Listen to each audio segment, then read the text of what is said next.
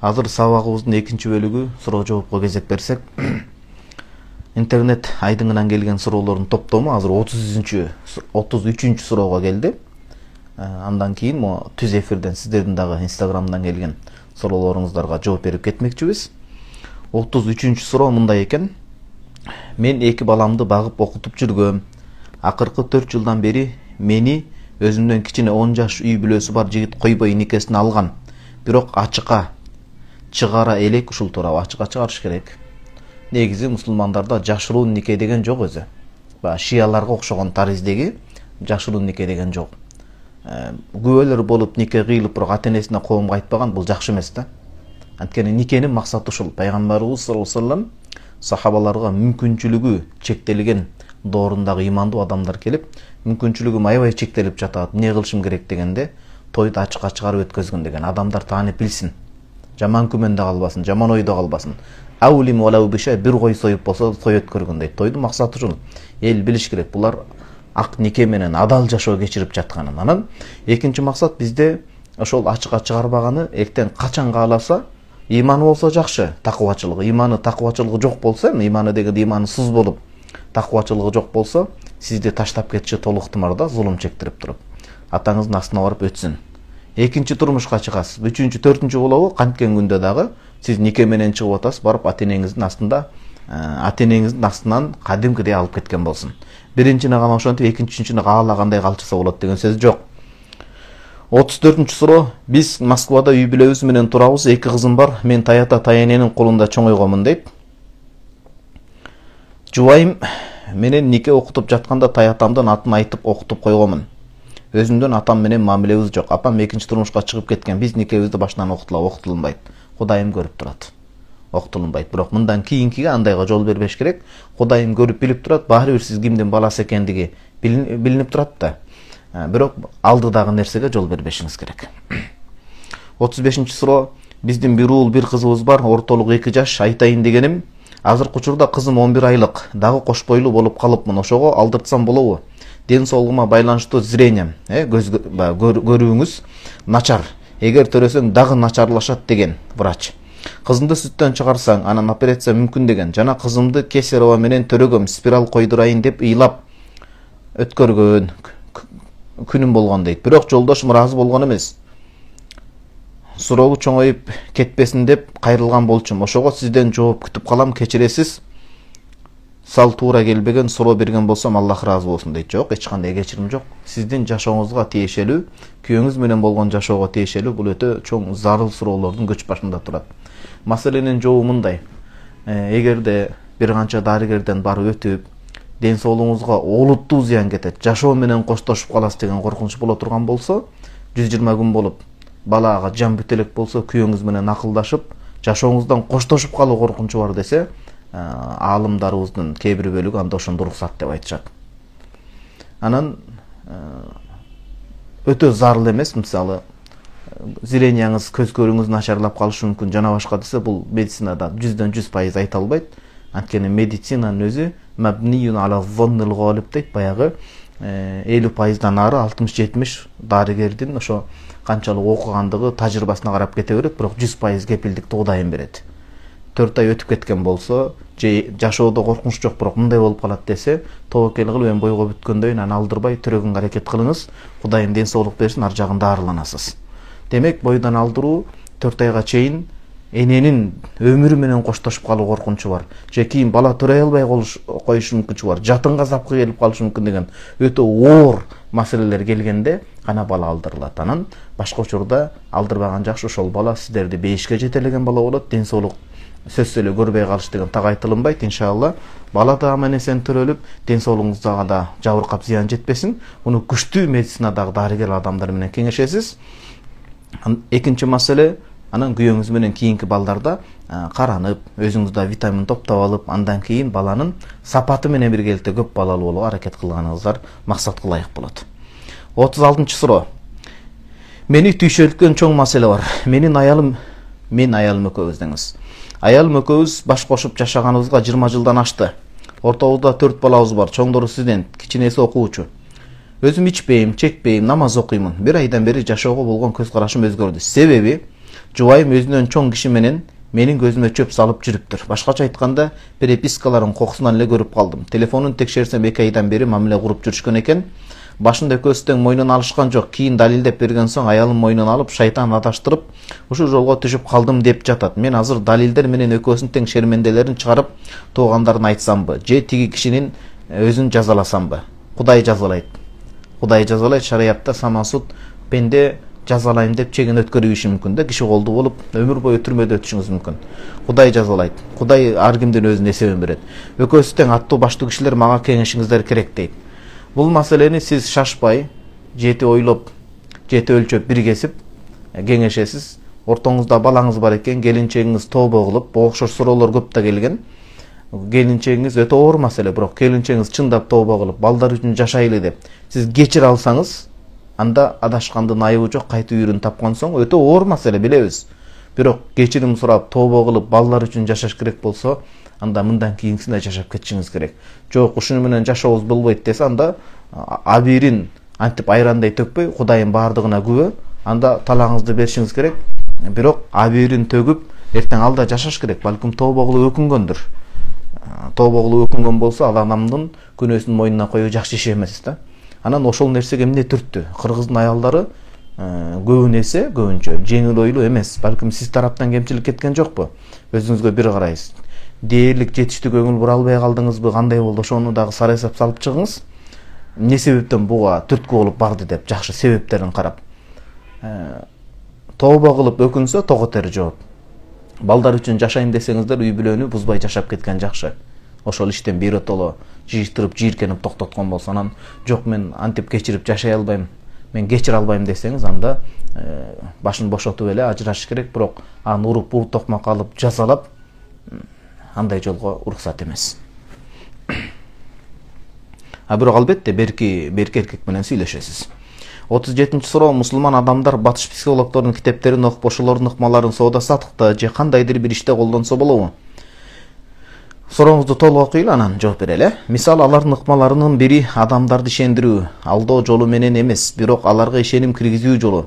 Бир буюмду сатуу үчүн бир кичине буюм сатып, алардын ишенимине кирип отуруп, акыры чоң буюмдарды сатып алууга ынандыруу. Ушул ыкмалар кандай кабыл алынат? Биздин динде жооп берсеңиз жакшы болмок. Кыска өмүрдө психологиялык ыкмаларды колдонуп, акырет начар болбосун дегеним дейт. Бычактын мизи сыяктуу. Психологияны кээ бирлер чыгып 100% арам дигүү деп атат. Эгерде ишеними туура болуп, адашып кетпегендей, ошону талдап, иргеп, жашоого керектүү жерлерин ала турган болсо, анын зыяны жок. Бул логика, мантык илими сыяктуу. Анан чындап эле акыйдасы бекемделек, ишеними мындай алсыз болуп, Кудайга кээ бир суроолор келсе ээрчип кете тургандай ээрчиме, ээликме сыпаты болсо, алардын окубай турсун. Анткени мисалдар, кайыр диндин мисалдары болушу мүмкүн, атеисттердин башка көз караштары камтылып калышы мүмкүн. Негизи чын-чынына келгенде соода сатык башкада шариятыбызда толук баяндалган. Ийине жибине чейин баяндалган. Негизинде биз Куранга, пайгамбарыбыз саллаллаху алейхи сүннөтүнө сүңгүп кирип окусак, ошол жерлерде көп нерсе бар. Болгону моюндагы баягы көпчүлүк жакшылыктан тозуп аткан жалкоолук бизди тозот дагы. Анан ошол нерселерди казып көрүнбөй тура берет да, мындай ылдый жагында тура берет. Көп баалуулуктар Куран сүннөттүн астында биз терең сүңгүп кирип окубаган себептен, казбаган себептен. Анан сиз айткан ыкмада кичинекей буюм сатып отуруп, кандайдыр бир деңгээлде бул алдамчылык, көз боемочулук болуп калышы мүмкүн да. Ошону ишенимди алып келүү үчүнчү.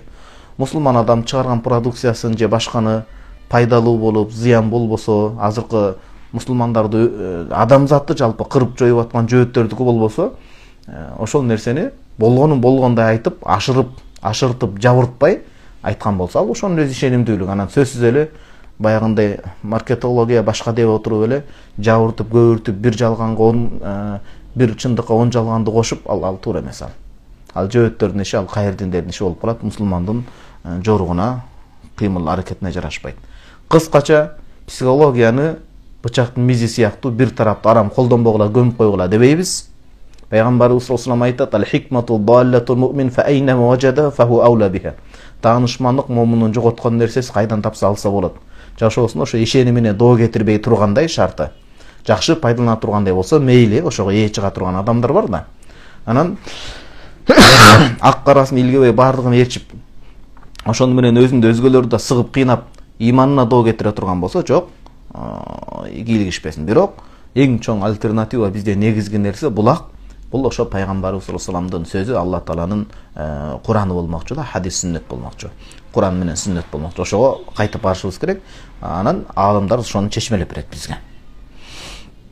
38-суроо менин суроом мындай: жолдошума бойдок кыздар жазса, жазышып таанышып жүрөт экен, бизге айтпай. Үйдө мен 3 баласы менен отурам, мага ишенип мен эмне кылсам болот? Кудайдан ынсап делеңиз. Ажырашып кеттим деп кетсеңиз, балдардын убалы болбойт. Кудайдан ынсап делеңиз, такоо болсун, дааватка чыксын. Мына ушу сөздөрдү уксун, кечке чукулап отура бербей. Эртең ошентип отура берсе, бул зина болот. Зина десе сөзсүз эле жанагындай адамдар түшүнгөн нерсе эмес. Шариятта албетте баягы зинанын өзүнүн аныктамасы бар, бирок мындай жалпы маанде күнөөгө түртө турган зина бул кулак менен дагы, көз менен, тил менен дагы болот да, күнөө маселесиндечи. Бул дагы зинанын бир түрү болуп эсептелет, зинага жетелеген нерсе. Эртең ушинтип көрүнгөн менен бойдок кыздар менен сүйлөшө берсе, эртең өзүнүн кызын да пайдаланып кеткен шулуун эркектер чыгат. Корксун. Кудайдан ынсап делеңиз, Кудайдан корк деңиз, дааватка чыгып келиңиз.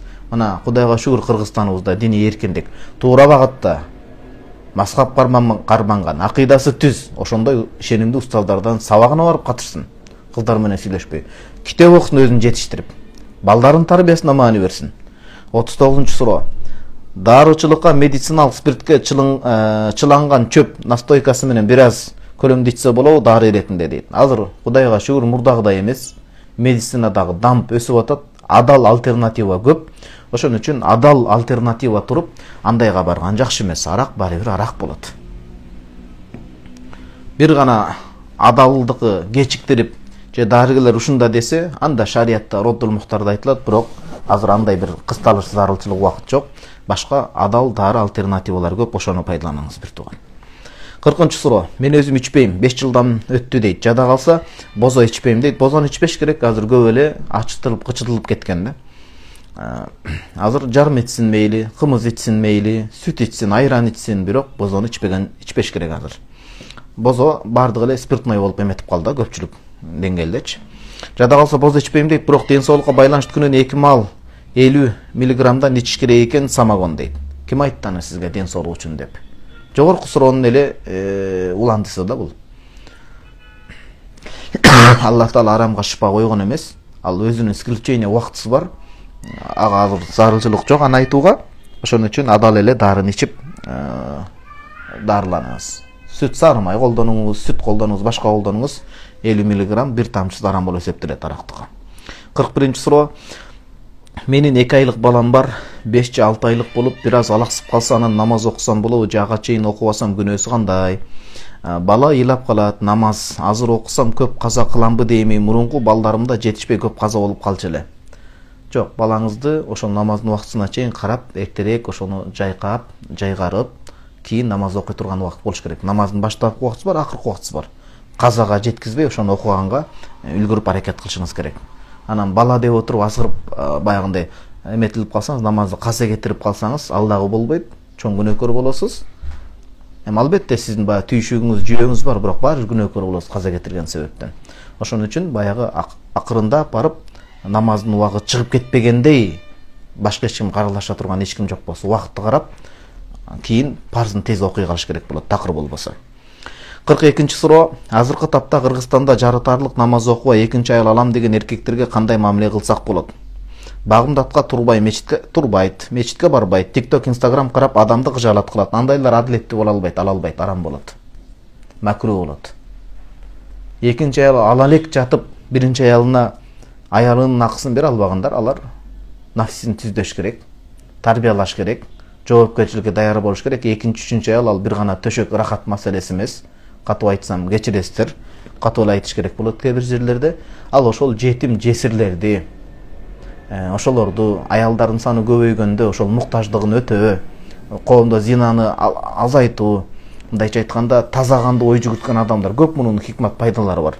Анан биринчисинде эле ушинтип такыба боло албай атса, ким кепилчилик берет? Кудай ынсап берип, балким экинчисинде оңолуп калуусу бар, бирок андайлар 10-дон 100дөн бирөө болот. Ошон үчүн андайлар адилетсиз болуп калат да. Өзүн баягындай бышылтып жетиштирсин, нафсилерин оңдосун, адилеттүү болсун, адеп ахлак жаатында, финансы жаатында, акыл ойлору бийик болсун, ошондо анан көрүлө жатат да. Ал жактан ар кандай кыздар менен сүйлөшүп, аялына жартарлык мамиле жасабай, балдарына тарбия берүүнү ойлонуп да койбогон эркек экинчи аял алса кандай болот? Биринчи аял аларда деле экинчи аял эмес, шариятта биринчи аял алып атканда деле каралат. Үйлөнө турган болсо аялын ур токмок кылып, күн көрсөтпөй, кызыл камчы болуп ура турган болсо үйлөнүш арам болот. Бала кийин балдарын аялына карай албай кала турган болсо, зулумдук жеткире турган болсо макруh болот. Биринчи аялдагы ошондой 5-6 өкүм бар. Экинчи аялда деле ошол өкүмдөр кетет. Биринчисине жарытарлык мамиле жасай албай атса, ал башынан зулумдук кылып атат, ал ала албайт. Бул туурасында Раматылык Чубак устазыбыз жетишерлик элемне айтып түшүндүрүп өткөн. Азыр Instagram'dan сиздерден келген суроолорго жооп берип кетели. Бисмиллахир-рахманир-рахим. Устаз, атамды умрага жөнөтөйүн дегем. Атам бирок арак ичет, кандай кылсам болот? Ошол умра оңголо турган, түзүлө турган улуу сапарлардын бири. Умрага түзөтүлгөн, түз жолду бекем тутунган гана адам барат деген маселе жок. Бул улуу сапар. Ал жердин өзүнүн ушундай бир берекеси бар, өзүнүн жакшылыгы бар.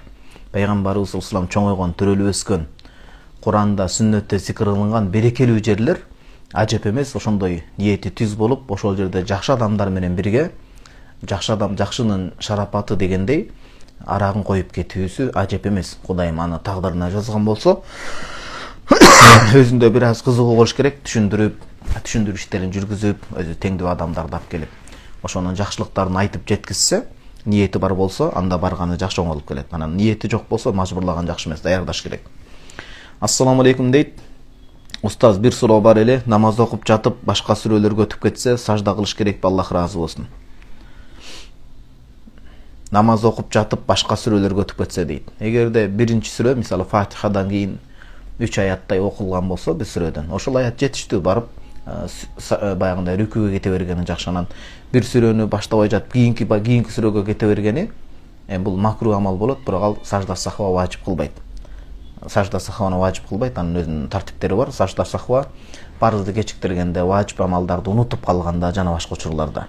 Кылганы макруh иш, Курандын өзүнүн тартиби, ирети бар, ошолорго көңүл буруш керек. Кээ бир учурларда гана сажда сахва болот. Сурооңуздай бүдөмү кыскача болуп калыптыр да. Ажыке адамга сыйкыр жин кириши мүмкүнбү дейт. Бул жаатта өз адистеринен сураш керек, биз ал жаатты билбейбиз. Болгону ошо Таалай Карике деп Жыргал Карикебиздин окутуусу бар, ал айтат, бүгүнкү Кыргызстанда өтө актуалдуу маселенин бири тилекке каршы бул ошол жин шайтандарды киргизүүдө, жин шайтандарды илешүүдө көбүн эсе ошо сыйкыр колдонулат. Сыйкыр менен жин шайтан мындай күн менен түн сыяктуу эри шаркак жүргөн түшүнүктөр дейт да. Сөзсүз жин илешкен маселеде сыйкырдын көп пайыз болгон болот дейт. 99% сыйкыр болгон жерде жин шайтан болгон болот дейт да. Ошого Куран аяттарын дем салып, таза дааратта жүргөн жакшы болот. Өзүбүздүн кем карчыбыз толтура дейт, байым иштеп келсе эле акча сурай берет туугандары дейт. Машине, өз үйлөрү этаждуу бар дейт. Колуна бир аз акча кармаса эле акча бер дей беришет. Мен кандай жол тутайын дейт. Сиз аралашпайсыз, балким ата-энеси муктаж болуп калар, сиз билбейсиз. Ата-эне канчалык муктаж болсо, баласы берип туруш керек. Болгону ата-эне муктаж болуп же муктаж болбой, туугандар муктаж болбой эле даяр тап болуп сиздин байыңыздын, жолдошуңуздун мойнуна баягындай минип алышса, акырын айтыш керек. Туугандардын ортосуна от салбайсыз да. Биздин дагы эртеңки келечекти ойлой жүргөнүбүз жакшы болот. Балдарыбыздын окуусу бар, жана башка деп. Кудайым буйрса, мен сизди жакшылыктан тыя албайм, сиз өзүңүз чечимиңизди кабыл аласыз. Болгону өзүбүздүн да могу бала чаканын окуусун, жашообузду да бир жаңсыл бир жайга коюп алгандан кийин жакшы да жардам берсек жакшы болот деп түз гана кеңешиңизди айта аласыз. Ошол гана маселе. Анан туугандарына ынсап тилейсиз. Ассаламу алейкум устаз дейт. 2 жолку кафаратым бар эле, ошону ден соолугума байланыштуу мискиндерге тамак аш кылып берсем болобу дейт. Орозо тутууга кудуретиңиз жетсе, тамак өтө албайсыз, биринчи орозо менен гана төлөп беришиңиз керек. Анан ооруп, ал оору такыр айыгып түзөлбөй турган оору болсо, Кудай сактасын. Мухитул Бурхани Ибн Маза айтат, ошондой оору болсо, анда айла жок, ал адам кафарат тамак бергенге өтөт. Орозо тута турган адам жок, орозо менен тутуп бериш керек болот. Ассаламу алейкум дейт. Колум шырам, бинт менен байлап жүрөм, кантип дарат алсам болот дейт. Ошол баягы бинтти чечүүгө мөөнөт бар да, ошо чечилип ичиндеги жарат айыгып түзөлмөйүнчө бинттин үстүнөн суу тартасыз. суу тартуу зыянын жеткизбесе. Суу тартуу да зыянын жеткизип атса таштайбыз, бирок анчалык болбойт. Эми биттин үстүнөн суу тартуу көбүн эсе зыян жеткизбейт деле, врач суу үстүнөн тартсаң болот десе, үстүнөн кадимкидей ошол суулап нымдап коесуз. Ассаламу алейкум устаз дейт, күйөөм жакында жумушунан чыкты, банкта иштечү. Азыр Аллахыма шүгүр 5 мал намаз окуп отурат. Мен кантип колдоо көрсөтөм, Аллах ыраазы болсун. Колдоо көрсөткөнүңүз жаркын кабак, жакшы мамиле, жакшы сөз. Анан дуа кылыңыз, жакшы адалдан, арамдан кутулуптур эми. Жакшы бир жумуш таап кетсин деп дуа кылыңыз. Анан жакшы мамилеңиз. Дуаңыз менен күйөөңүздүн жакшы адалдан иш табуусуна, рызкыга себеп боло турган, уютку боло турган бир ишке дуаңыз менен жардам беришесиз, жакшы мамилеңиз менен үй ичинде жардам беришесиз бир тууганым. Аллах таалам ыраазы болсун. Ассаламу алейкум дейт, атам 63-тө, бир жерде отура албай азап болду. Өлөм деген сөздөрдү көп сүйлөп, апамды көп кыйнап атат. Мешитке алып барсак качып барбай, даватка алып барсак такыр намазга турбай, баян укпай атат дейт. Эми ата-энеге биз күч колдона албайбыз да. Ата-энеге күч колдона албайбыз, андай шариаттуу уруксат да берилген эмес. Ата-эне ошондой ата-эне. Эмне себептен ошого түрткү болгон, эмне себеп ошонун түбүн казып издеш керек, гендерин карап же түбүн, тамырын казып, эмне себептен мындай болуп атат? Балким дем салдырыш керек. Мешитке барса качып кетип атса, дем салдырыш керек. Надыр устазыбыз бар, Арчебешикте мисалы, Жыргалгар экебиз бар. Мына ушундай адамдарга дем салдырыш керек. Балким жинилешип, ошондой бир окуя болуп аткандар да. Анан жакшы мамиле кылып, жакшы сөз кылып, өзү теңдүү адамдарды келип дават кылдырса жакшы болот аксакалдардан. Ассаламу алейкум Калысбек устаз дейт, алдын ала рахмат, эгер ката болгон болсо кечирим сурайм дейт. Менин суроом төмөндөгүчө өтө зарыл болгон суроо болуп жатат. Мен 5 жылдын жүзү болуп калды. Россия мамлекетинин Якутия шаарында эмгектенип жүрөм. Менин жакын досум кичинебизден бери чогуу дейт. Барда жокто бирге болуп жүрөбүз. Ушул жерде ал досум дагы 5 жылдын жүзү болоюн деп калды. Ошол досум зына иште көп жүрөт. Эч эле токтото албай койдум.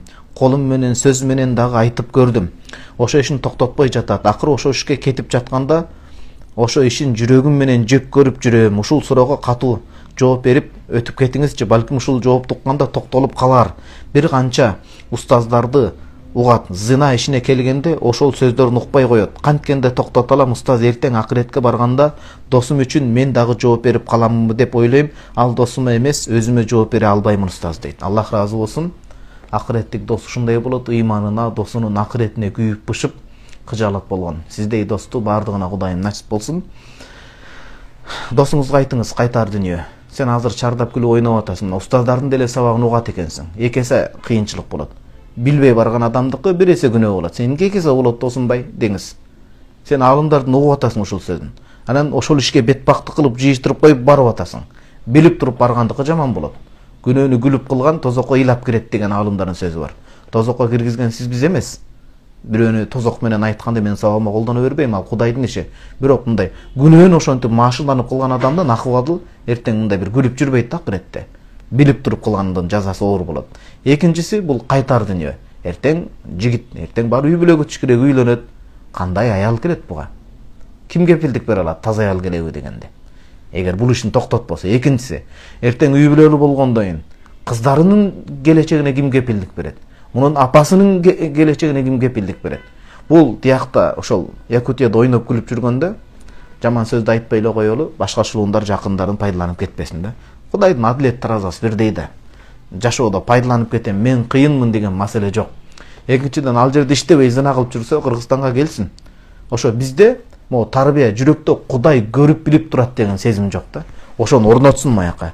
Кудай мени көрүп турат. Кыргызстанда эле Кудай көрөт, Россияга чыкканда же башкага чыкканда Кудай көрбөйт деген сөз түшүнүктүү эмес да бул. Ишин жыйыштырып Кыргызстанга келсин. Ата-энесинин астында жүрүп, ошол иш кылып кыйналганда зинага эмес, уктаганга убакыт таппай калат. Аял кишинин махрамы жок болсо, ажыга бара албай калса кандай болот? Үзүрү бар болот. Үзүрү бар болот дегени күнөөкөр болбойт. Анткени шариятта ошол ажыга барыш үчүн махрам шарт. Бул боюнча Ал-Бахрул Амиq китебинде де келет, бардык китептерибизде келет. Турос китептерибизде, Ханафи мазхабта. Үзүрү бар болот, кийинки жылы махрам таап, махрам менен барсын. Акчасын коротпой сактап турсун. Ассаламу алейкум устаз, кыз бала менен бир эле жолугуп үйлөнүү болобу дейт. Сиз бир жолугасыз, ата-энеңиз, энеңиз барып эки жолу ошол ата-энелер менен таанышып, кандай экенин алар бир жолукканда эле билет. Сиз бир жолугушуп, түсүн көрүп, өңүн көрүп, суроо берип, сүйлөгөнүн көрүп, мага жар бола алабы, жокпу, ошол жылдыздар жанышат. Ошо бир жолу көрөсүз, ата-энеңиз анан көрүп айтышат. 3 жолга чейин уруксат, бирок андан көп жолугушуу, сүйлөшүү болуп кетпесин. 100 жыл сүйлөшүп деле кемчилигин жаап жашыргандар бар. 100 канча убакыт 10 жылдап сүйлөшүп деле үйлөнгөндөн 1 жылдан ажырашып кеткендер бар. Бул кепилдик эмес да, жашоону арам менен баштабаш керек. Ассаламу алейкум. Уул балага сүннөт той берүү шарттуу түрдөбү? Той бербей мечиттерде намаз окуган жамаатка дасторкон жайып аталсак болобу? Ооба.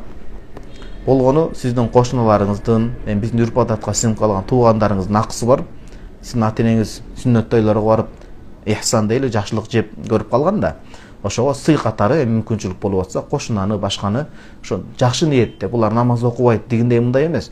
Булар да намаз окуп калсын деп ысырапкорчулукка батырбастан жакшы бир сый кылып койгонуңуз бул коомдон бөлүнбөгөн, алар менен эсептешкен гана маселе. Бирок ошентсеңиз да түшүнбөй сүйлөп, арттан сүйлөп, жамандап, арак ичип, тополоң болуп кете турган болсо, албетте намаз окуган адамдарга берген эң жакшы болот бир тууганым. Бисмиллахир-рахманир-рахим. Ассаламу алейкум, устаз дейт, бутум сынып операция болгон, ташты жууп, таямым даарат алсам болобу дейт. Ооба. Биз дайыма айтып келебиз го. Обайдулла ибн Масуд ал-Махбуби рахимахуллах хижраттын 747-жылы кайтыш болгон. Мындайча айтканда 8-жылы маалымы Ан-Нуқая, Мухтасар Луқая деген китеби бар. Ошол жерде айтат ачык. Ташка алса болот. Бул жердин жынысы. Күйүп күлгө айланбайт, эрип кетпейт, башка болбойт. Валау била нақин, ташта чаң болбосо дагы болот дейт. Таштын өзүн таза жууп келип, ошого жакшы болгончо не кылсаңыз, таям алып турсаңыз болот. Эгер башка ошол денеңизге суу колдоно албай атсаңыз. Ассаламу алейкум дейт, үйлөнөйүн деген кыздын ата-энеси, балаңардын ата-энеси жок экен, бизге катышканга Кудай керек деп айтыптыр. Азыр сүйлөшпөй калдык, бирок аны сүйөм, эмне кылсам болот дейт.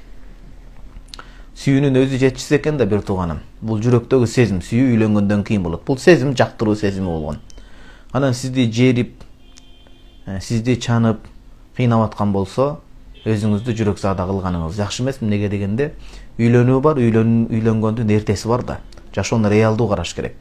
Анан эртеси үйлөнгөндөн кийин сизди такыр мындай бир көз килбей ушинтип сыйлабай өтүп аткан болсо, үйлөнгөнүңүзгө өкүнүп калышыңыз бар да. Ошон үчүн жүрөк маселе, сезим бар албетте, бирок ата-энеси түшүнүп калса жакшы. Дуа кылалы, бир аз аракет кылып көрүңүз. Балким сиздин жакшы ишенимдүү, кадырлаган адамдарыңыз бар. Ошол адамдар менен катташа тургандай ортого салып көрүңүз. Аракетин кылып көрүңүз шариаттын чегинде. Ошондо деле болбой атса, анда сиз кыйналып каласыз. Кудайым алар сизди жерип аткан жок анда. Кудайым сизге бир мүмкүнчүлүк берип атат да, ой, эртең кыйналып калба деген.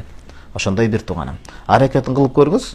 Такыр аракеттен майнап чыкпаса, бул Кудайым насип кылган эмес. Мен үчүн бир жакшылык болуп атат, эртең кыйналып калбайын. Өмүр бою жерди карап шылкыйып өтпөйүн деген маселе. Ассаламу алейкум дейт, достук, касиет, мамиле тууралуу айта кетесизби устаз дейт.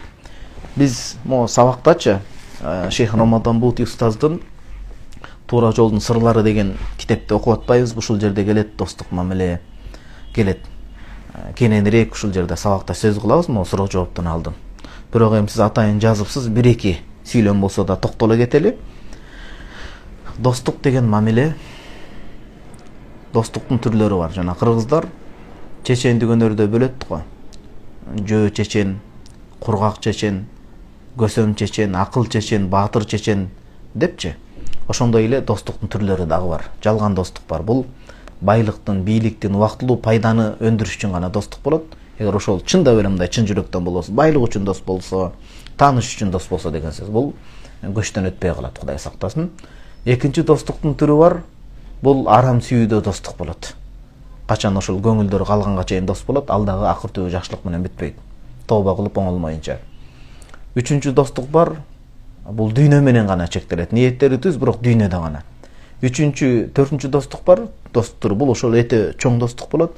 Бул дүйнө жана акыреттик достук болот. Мындайча айтканда, досунун жакшылыгын элге угузат, жамандыгын жайбастан өзүнө жеке келип насихат айтып, Кудай үчүн түздөн, жана жогору жакта суроо келбедиби, Россиядагы бир тууган досума кыжалаттамын деп. Ошол сыяктуу досунун акыретинин күйүп кетишинен коркот. Хадисте айтылынат, алмар ала дини халилихи, адам досунун дининде болот дейт.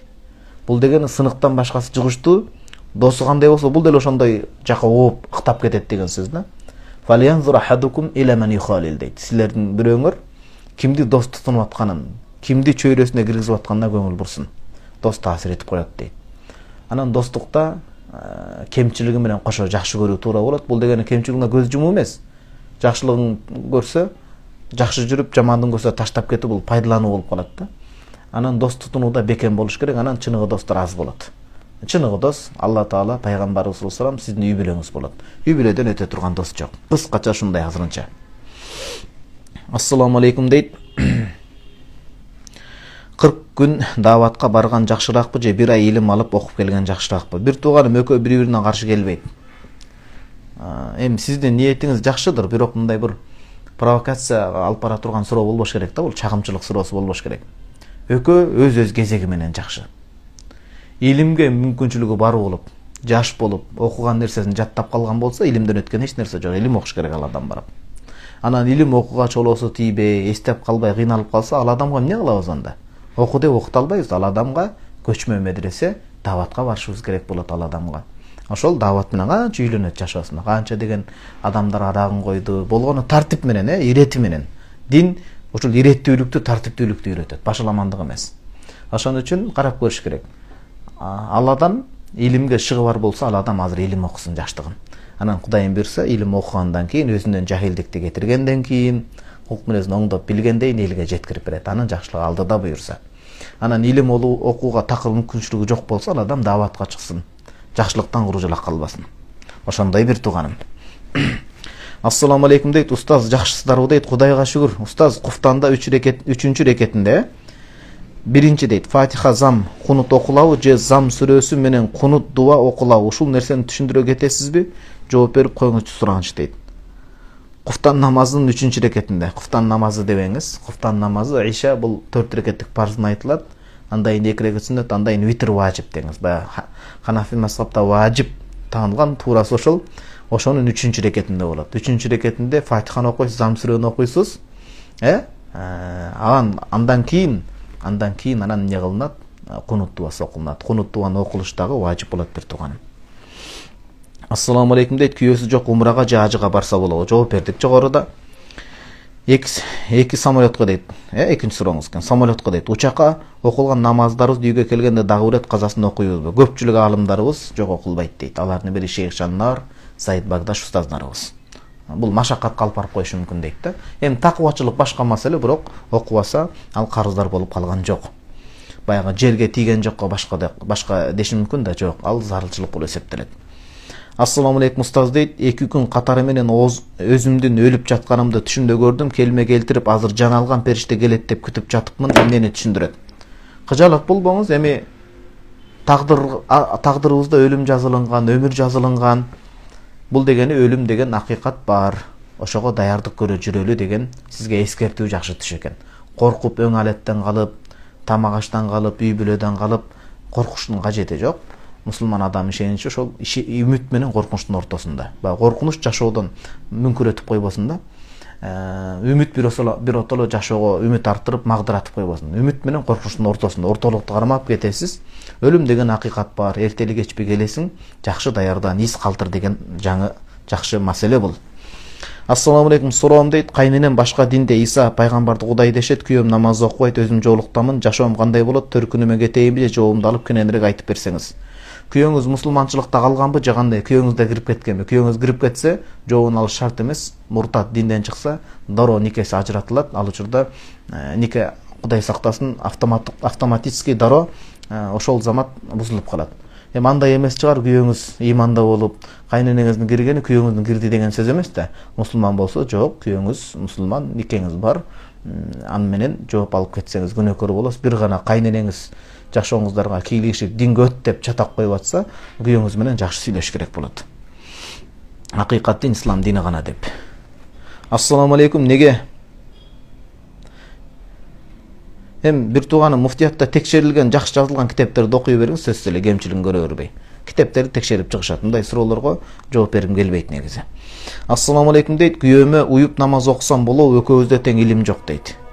Жок дегенде сизден илимдүүрөөк болсо уюсаңыз болот. Анан сиздин илимиңиз бир аз артык боло турган болсо, илимиңиз дегенде намазга жарай турган.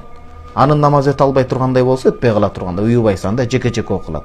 Эң жакшысы эртерээк илим алып, анан күйөөңүзгө илим алдырыңыз, шарт тизип бериңиз, аркасында уюп окусаңыз жакшы болот. Устаз дейт, атеистке бирөөгө жолугуп калсак, ал Аллах жөнүндө сураса, анын көңүлүн оорутуп албагыдай кантип жооп берсек болот? Китептер бар, окуш керек.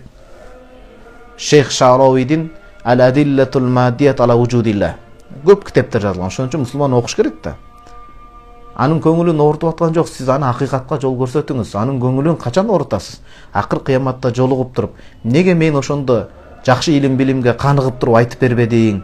Мына менен тозокко кетип атам десе, ошол чыныгы көңүл оорутуу болот.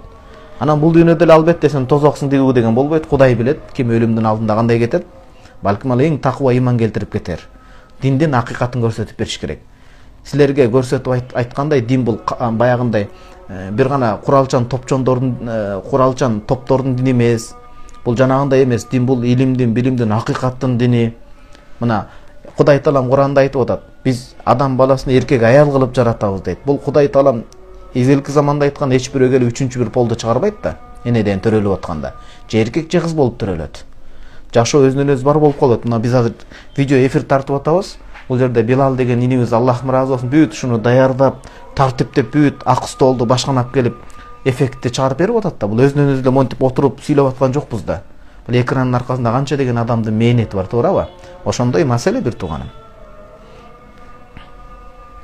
Ассаламу алейкум, кандайсыз устаз дейт. Кудайга шүгүр, динди толук үйрөнүү үчүн эмнеден баштоо керек? Адепти үйрөнүш керек. Динден негизги адеп парыздарды. Диндеги негизги парыздар эмне? Аял киши үчүн жоолук, намазы, уяттуу, инсаптуу болуп жүрүү, күйөөгө чыкса күйөөсүнө итаат кылуу. Диндеги милдеттерди үйрөнүп, анан экинчи кезекте адепти үйрөнүш керек. Окуучул болуп калбаштык үчүн, анан илим алыш керек бир тууган. Ошондо маселе акырын ордордуна келет. Бир туугандар, бизде Египетте шам намазы болуп калды. Кудайга шүгүр, 1,5 саатка жакын эфирибиз болду. Ушуну менен биз эфирибизди жыйынтыктайбыз. Суроолоруңуздар жетпей калса кыжалат болбоңуздар. Операторлорубуз колдон келишинче жеткиришти. Анан кийинки ар бир аптанын ушул шаршемби күнү Кыргызстан сааты менен 6:30 сабак болуп атат. Сурооңуздарды даярдап турсаңыздар жакшы болот. Амин. Кудай Таалам баарыбыздын тилектерибизди ишке аштырсын. Ооруп аткандар Кудайым шыпа берсин. Жашоодо ордун таппай айланчыктап жүргөндөргө Кудайым жүрөктөрүн Кудайга зикирге байлап, туура жолду түнөк тутуп, түз жолдон адашпай, эки дүйнөнүн бактылуулугуна эгедер болуп жашоону насип кылсын. Палестинадагы запкы чеккен мусулмандарга, жалпы эле кордолуп аткан адамдарга Кудайым жардам берсин. Өлкөбүздүн байрагы өркүндөп өсө берсин. Мамлекетибизде тынчтык болсун, дүйнөдө тынчтык болсун. Сапаттуу мусулмандардан болууга Кудайым тофук берсин. Ва саллаллаху тааала саййид Мухаммад ва аля алейхи ва